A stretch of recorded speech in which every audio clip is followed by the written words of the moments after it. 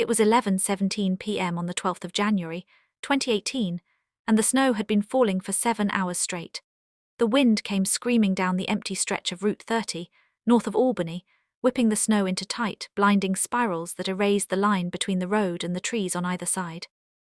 The old neon sign above the diner flickered fitfully. Half of its lettering burned out so that instead of advertising eats it blinked ATS, on and off, a faint, wavering beacon in the white dark. Before we continue, you are welcome back to my channel, and I'd like to connect with you. Where are you watching from? Let me know your location in the comments section. Do not forget to like and subscribe to this channel and drop your location if this story interests you. Alright, let's continue. Inside, Lila Mae Carter wiped the same patch of Formica counter for the 4th time in 10 minutes. The rag was stiff with old coffee and grease, and she knew she should go get a new one from the sink in the back, but she didn't move. She was tired, bone-deep tired, the kind of tired that came from working 12-hour shifts 6 days a week, from sleeping on a cot in the diner's storage room, from waking up every single morning with a tight knot of fear in her chest that didn't loosen until she locked the diner's front door at closing time. She had been here for 8 months, ever since she ran from Buffalo, and in that time she had not spoken to anyone who didn't order coffee or pie over the counter. She had a burner phone tucked under her cot, and once a week she sent a short, carefully worded text to her older sister, Lena, saying she was working at a bookstore in Portland, that she was fine, that she missed her. She never told Lena where she really was. She couldn't. If Cole found out where Lena lived, he would hurt her just to get to Lila. Cole had been her fiancé once. Once he had brought her daisies every Friday after she finished her second shift at the Buffalo General Hospital, where she worked as a certified nursing assistant. Once he had held her when her grandmother died, and told her that he would never let anything bad happen to her. That had been 2 years before. Then he had started running collections for a small-time crew out of the west side of Buffalo, and something in him had cracked. It started small. He would come home late, drunk, angry, snapping at her for no reason. Then it got worse.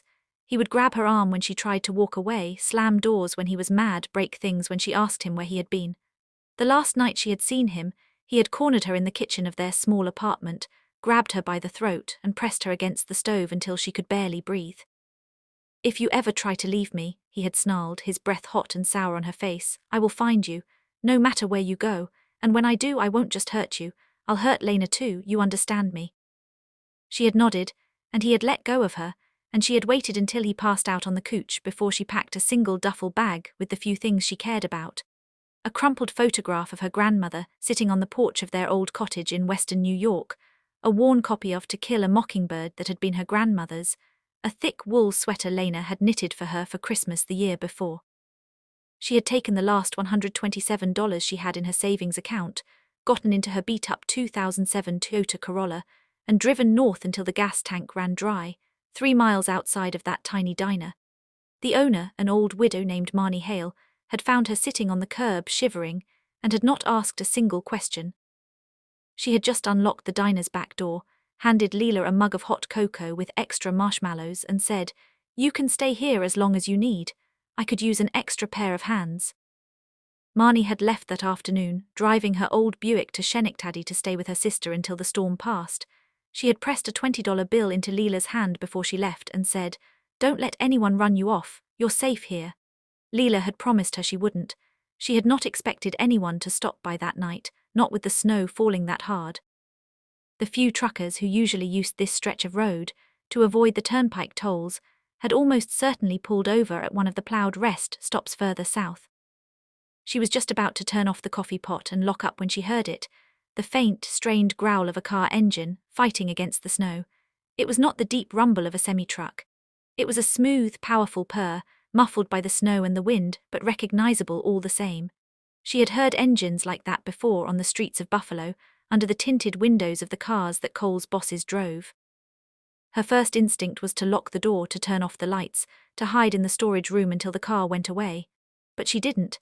She had spent 8 months hiding, and for the first time she was tired of it. She wiped the counter one last time, straightened her faded blue flannel shirt, and waited. The car pulled up to the diner's front window a minute later, its headlights cutting a thin, wavering path through the snow. It was a black Mercedes S-Class covered in a thick layer of snow, its front bumper dented slightly on the passenger side. The engine cut off, and for a long moment nothing happened. Then the rear passenger door opened and two men stepped out first. They were both broad-shouldered, well over 6 feet tall, dressed in dark, tailored suits that were dusted with snow. One of them was limping slightly, favoring his left leg, and he was holding his left side with one hand, as if he was in sharp pain.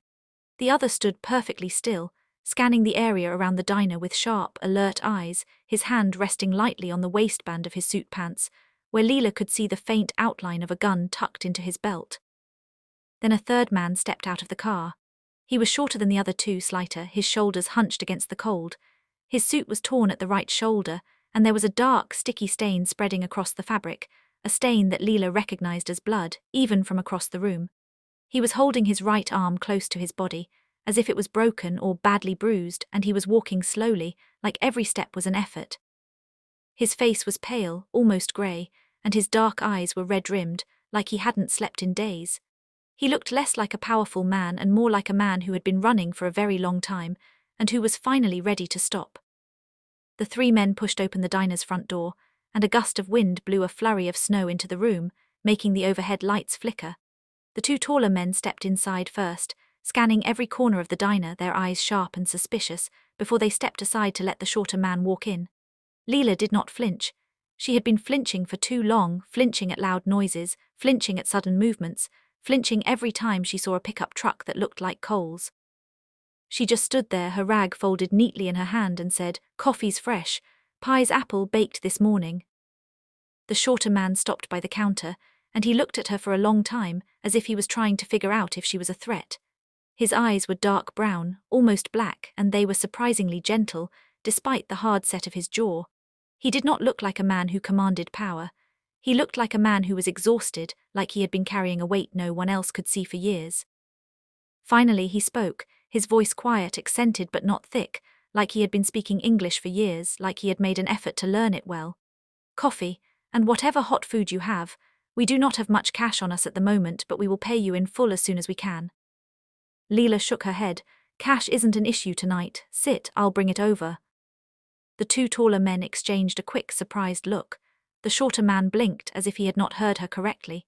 He had spent the last 12 years running one of the most powerful criminal syndicates in East Asia, a syndicate that had tentacles reaching into every major city in the world. People did whatever he asked. They begged for his favor. They threw stacks of cash at him just to be allowed to sit in the same room as him. No one had ever refused to take his money. Not in a very long time. He sat down at the counter, and the two taller men sat on either side of him, their backs pressed against the wall so they could see the door and every corner of the diner.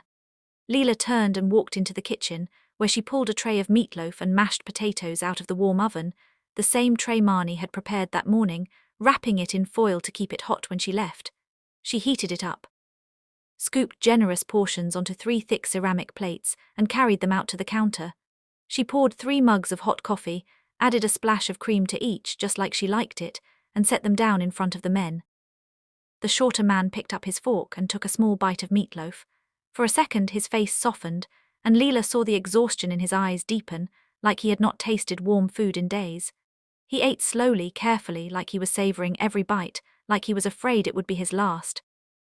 The limping man ate quickly, almost ravenously, and when he finished his plate, he looked up at Lila and nodded his head in thanks, a quiet, gruff gesture that held more gratitude than any words could. The other man ate slowly, his eyes never leaving the door, even as he lifted his fork to his mouth, like he was waiting for someone to burst in at any moment. Lila went back to wiping the counter, but she could feel the shorter man watching her. After a few minutes he spoke again, quiet enough that only she could hear him. "You are not afraid of us." It was not a question. Lila stopped wiping and she looked at him. She did not lie to him. She did not pretend she was brave, not really. "I've been afraid of the wrong things for too long. Afraid of loud voices, afraid of pickup trucks, afraid of every time the phone rings. Being afraid of 3 men who are cold and hungry doesn't make sense right now. You're not here to hurt me, I can tell." He nodded as if he understood. He did. He had spent his entire adult life being feared, being watched, being treated like a monster. He had not been seen as a person in years. They did not talk for a long time after that, just listened to the wind howling outside, the faint gurgle of the coffee pot as it heated up another batch, the soft sound of the limping man's breathing as he fell asleep, his head resting on his arms on the counter. The other man stayed awake, but he relaxed slightly, his hand moving away from the gun at his waist, his shoulders losing some of their tight tension, like he finally believed that they were safe here, if only for a little while. As the night wore on, the snow fell harder, and the wind grew louder until it sounded like it was trying to tear the diner apart. Lila made another pot of coffee, and she brought out a frayed wool blanket from the storage room, draping it over the limping man's shoulders. He stirred slightly, mumbled something soft in Korean, and fell back asleep. The shorter man watched her, and after a while he started talking, quiet enough that only she could hear him. He did not tell her everything, not at first. He just told her that he was on his way to Montreal, to meet with a contact who would help him lay low for a while. He told her that he was tired of looking over his shoulder, tired of having to be the tough guy, tired of everyone being afraid of him. He told her that he hadn't had a meal that didn't taste like fear in years, that every time he sat down to eat, he was waiting for someone to pull a gun on him, waiting for the next hit, waiting for the day his luck ran out. Lila listened. She did not judge him. She did not ask him why he was running, why he had blood on his suit, why his two companions were so ready to fight. She just listened like no one had listened to him in a long time. She knew what it was like to carry a secret, to carry a weight that no one else could understand. After a while she told him about Cole. She did not go into all the details, did not tell him about the night he had pressed her against the stove, did not tell him about the thin, silvery scar on her left wrist from when he had thrown a whiskey glass at her in a fit of rage.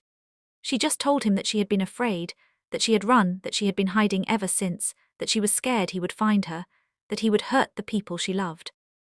The shorter man did not say anything when she finished speaking. He just reached across the counter and touched her hand gently like he was afraid he would break her. His hand was calloused, rough from years of firing guns and shaking hands with powerful men, but his touch was soft, gentle, the first kind touch she had felt in almost a year. Lila felt tears well up in her eyes, and she looked away embarrassed, but he did not let go of her hand. He just held it quietly until she stopped crying, until the tight knot in her chest loosened just a little. They talked until almost 5 a.m. when the snow started to slow down, and the first faint hint of grey light started to peek over the tops of the trees. Lila made them one last pot of coffee, and she brought out a plate of warm apple pie, cutting thick slices for each of them. The shorter man ate his pie slowly, savouring every bite, and he told her his name, Minwoo. He told her that the limping man was D-sick, that he had been with him since he was 16, that he had taken a bullet for him 3 years prior, during a meeting in Osaka that had gone wrong. He told her that D-sick had never complained, had never asked for anything in return, had just kept fighting because he saw Minwoo as the brother he had never had. He told her that the quiet man was Yi Hyan, that he had been a forensic accountant in Seoul before he joined the syndicate, that Minwoo had saved his younger sister from a human trafficking ring that was going to send her to Japan. He told her that Yi Hyan was the smartest man he knew, that he had kept the syndicate running smoothly for years, that he was the reason they had survived so many close calls. He told her that D-sick and Yi Hyan were not just his henchmen, they were his family. Lila told him her name too, and for the first time in 8 months she said it out loud without feeling like she was hiding. She told him about Marnie, about how she had found her sitting on the curb, shivering, and had not asked any questions. She told him about Lena, about how she missed her, about how she was afraid to call her, afraid that Cole would trace the call. She told him about her grandmother, about the cottage they had spent every summer in, about how she had taught her to bake apple pie, the same recipe Marnie used at the diner. Minwoo listened, and when she finished speaking he pulled a small leather notebook out of his suit pocket, tore out a page, and wrote his phone number down on it along with a single word, safe asterisk. He handed it to her and said, "If you ever need anything, anything at all, call me, I will come for you, no matter where you are, no matter how long it takes." Lila took the piece of paper and tucked it into the breast pocket of her flannel shirt, close to her heart. She did not say anything, just nodded. She did not know if she would ever call him, but she knew that she would keep that piece of paper forever. A few minutes later they heard the sound of another car, this time a rough, sputtering growl that Lila knew all too well. Her blood ran cold. It was Cole's pickup truck, the same beat-up old Ford F-150 that he had driven for years, its rusted tailgate held together with wire. She froze, her hand tightening around the edge of the counter, and Minwoo saw it. He followed her gaze to the door, and he saw the pickup truck pull up outside, its headlights blazing through the remaining snow. Cole got out, slamming the door behind him, and he walked up to the diner's front window, banging his fist against the glass so hard it rattled. "Lila, I know you're in there. Open the door, we have things to talk about." Minwoo let go of Lila's hand and stood up. He put his hand on her shoulder gently and said, "Stay here, I will handle this, you do not have to be afraid anymore." Lila tried to stop him, her voice shaking. "Don't, he's dangerous, he'll hurt you." Minwoo smiled a small, sad smile and said, "I have dealt with men like him my entire life. He is not dangerous, he is just loud. And loud men are easy to handle. I will not let him hurt you, I promise." He walked over to the door and unlocked it, pulling it open. Cole stopped banging on the glass and he looked at Minwoo, confused for a second before his face twisted into a snarl. "Who the hell are you?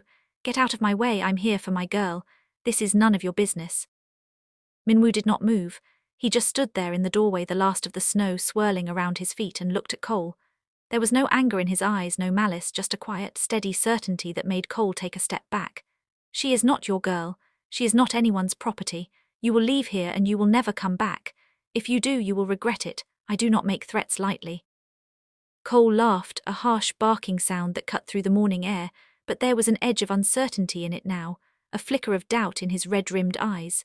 He had driven through the night, following a tip from one of his old drinking buddies who had overheard Marnie talking in a bar about her new waitress who looked like she was running from something. He had spent 8 months tearing through Buffalo, interrogating Lena until she spat out half-truths, tracing burner phones that led nowhere. He was tired, hungover, and furious, and this small Asian man in a blood-stained suit was standing between him and what he wanted. He took a step forward, his fists clenching at his sides, and snarled, "You think you can scare me, you little shit? I'll kick your ass and then I'll drag Lila out of there myself." Minwoo did not flinch. He did not raise his voice. He just pulled a small black cell phone from his inner jacket pocket, the kind that looked unremarkable but cost more than Cole's truck, and dialed a single number. He held the phone up to his ear, his eyes never leaving Cole's face, and spoke in rapid Korean, too fast for Cole to understand. The call lasted less than 10 seconds. Minwoo hung up, slipped the phone back into his pocket, and said simply, "You have 30 minutes to leave. Then my friends will arrive. You do not want to meet my friends." Cole sneered, shoving past him into the diner, his heavy boots leaving wet tracks on the linoleum floor. He spotted Lila behind the counter, her face pale, her hands trembling, and his eyes lit up with a sick kind of triumph. "There you are, baby. Come on home. We've got things to work out. You can't run forever." Lila did not move. She looked at him, really looked at him for the first time in almost a year, and she saw him clearly. The bloodshot eyes, the sallow skin, the beer gut straining against his flannel shirt, the same flannel shirt she had bought him 2 Christmases ago. He was not the man she had loved. He was a bully, a coward, a man who hurt people because he was too weak to control himself. She straightened her shoulders and said, "I'm not going anywhere with you, Cole. We're done. Leave." Cole's face twisted with rage. He took a step toward the counter, his hand reaching out as if to grab her, but Yi-Hyun moved like lightning. He was behind Cole in an instant, one hand clamped around his wrist, the other pressed firmly against the small of his back, twisting just enough to make Cole gasp in pain. D6 stood up too slowly, his limp more pronounced now, but his eyes cold and steady, like a wolf sizing up a rabbit. "Sit down," Yi-Hyun said quietly in perfect English, forcing Cole down into one of the booths. "And shut up." Cole struggled, but Yi-Hyun was stronger than he looked, his grip like iron. "Get off me, you can't do this." Minwoo walked over, calm as ever, and sat down across from Cole in the booth. He leaned forward slightly and spoke in a low, even voice. "I can do whatever I want. I have been doing whatever I want for 12 years. You think you are tough. You think you are dangerous. Let me tell you what danger looks like. Danger looks like a man who wakes up every morning knowing that 20 people want him dead. Danger looks like a man who has buried 5 friends in the last year alone because someone like you decided to be greedy. You are nothing. You are a sad, small man who hits women because he cannot hit himself. Lila is safe now. You will leave and you will never come back. If you do, my friends will find you. They will find your family. They will find everyone you know. And they will make you wish you had never been born." Cole swallowed hard, his Adam's apple bobbing, sweat beading on his forehead despite the cold. He glanced out the window toward his truck, and that was when he saw them. The first one appeared just after the 20-minute mark, a sleek black Range Rover emerging from the swirling snow like a ghost, its tinted windows reflecting the diner's neon light. It pulled up behind his truck, and 2 men in dark suits got out, scanning the area with cold, professional eyes. Then another one came, then another. Bentley Bentegers, Rolls-Royce Cullinans, Aston Martins, Lamborghinis, a fleet of luxury cars, all black, all identical, stretching out along the road as far as the eye could see. By the 30-minute mark, there were over 100 of them, engines purring softly, headlights cutting through the morning fog like knives. Cole had never seen anything like it. He had worked for small-time crooks his whole life, men who drove stolen Cadillacs and beat up old Lincolns. This was something else. This was power, real power. The drivers and passengers stayed in their cars, silent sentinels, but Cole could feel their eyes on him, feel the weight of their attention pressing down on his chest like a stone. He looked back at Min-woo, and for the first time real fear flickered in his eyes. Who the hell are you?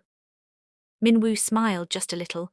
Someone you do not want to know, go now, and remember what I said. Yi Hyun released Cole's wrist and stood back. Cole stumbled to his feet, rubbing his arm and back toward the door, his eyes darting between Min-woo and the caravan of cars outside.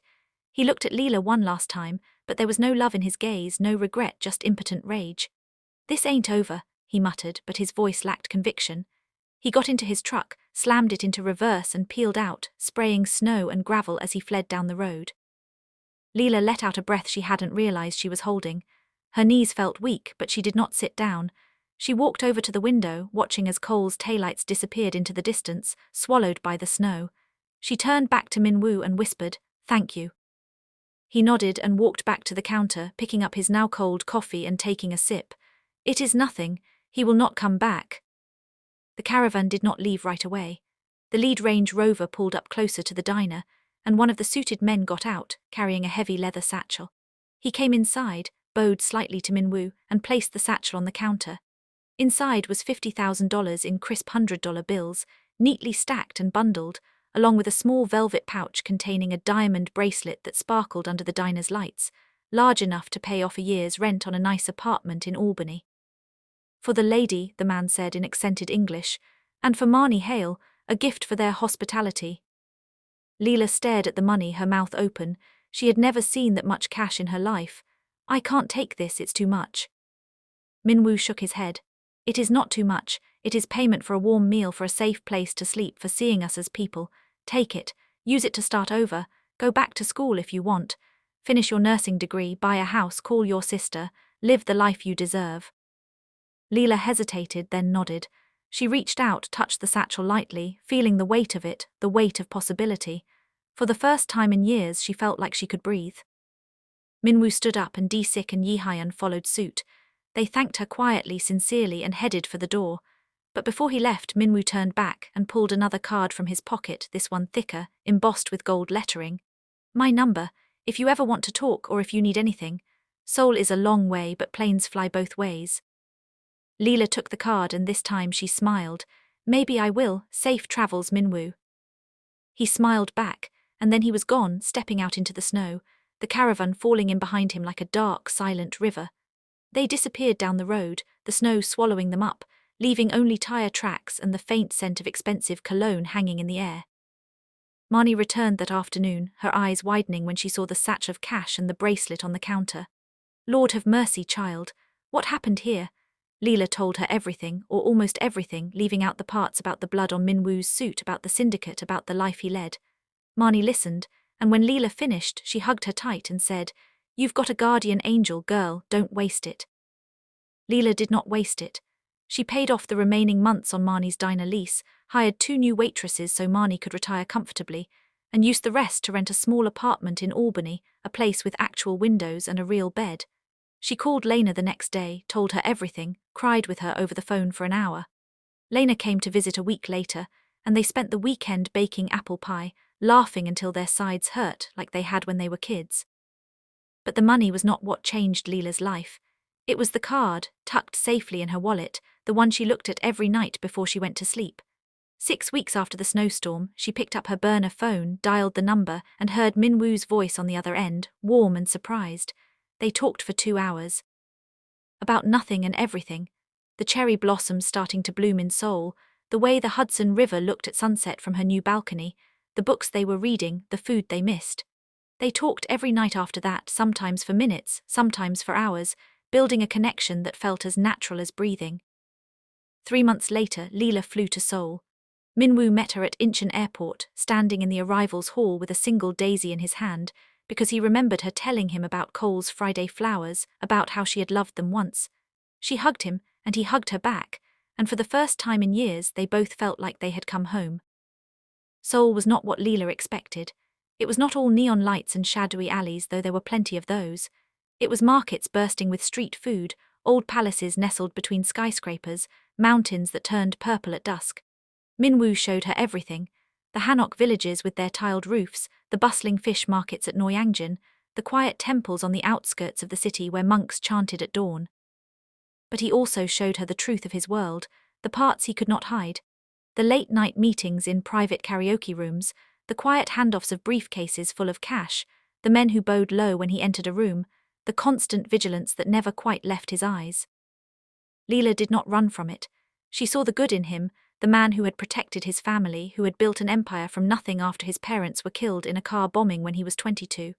She saw the loneliness, the burden of power that had isolated him from everyone who might have loved him. And she saw opportunity. Lila had always been smart, top of her CNA class, with a mind for details, for patterns, for seeing what others missed. She started helping Yi-hyun with the books, spotting discrepancies in shipments from Busan, uncovering a double-dealing supplier who was skimming 10% off the top. Within a month, she had saved the syndicate $2 million, and Minwoo made her a full partner, not just in business but in life. They were married 6 months after she arrived, in a small ceremony at a mountain temple outside Seoul, with D-Sik as best man, Yi-hyun as witness, and Lena flying in from Buffalo as maid of honor. Marnie sent apple pie, baked fresh, shipped overnight. Cole never showed up again. Whispers said he had tried to cross the wrong crew in Buffalo and ended up in a ditch outside Niagara Falls, but no one knew for sure, and Lila did not care. Together, Lila and Minwoo transformed the syndicate. They used their resources to fund legitimate businesses, a chain of diners across Korea, inspired by that snowy night, serving warm meatloaf and apple pie to truckers and salarymen alike. They set up scholarships for at-risk kids in Itaewon, vocational programs for women escaping abusive relationships, clinics in the slums of Busan where nurses like Lila could train the next generation. They ruled Seoul not with fear, but with fairness, with a quiet strength that earned loyalty deeper than any threat ever could. Years later, on a crisp January evening, they sat on the balcony of their penthouse overlooking the Han River, snow starting to fall again, soft and gentle. Minwoo handed Lila a mug of hot coffee with a splash of cream, just the way she liked it. She smiled, took a sip, and leaned her head on his shoulder. "Do you remember that night?" she asked. He nodded, kissing the top of her head. "How could I forget? It was the night I found my way home." And as the snow fell, blanketing the city in white, they sat there, partners in every sense, architects of a life built from kindness, from a shared cup of coffee in a snowstorm, unbreakable. All right, that's all for today. If you enjoyed this story, kindly subscribe to the channel and don't forget to drop your comments. See you next time.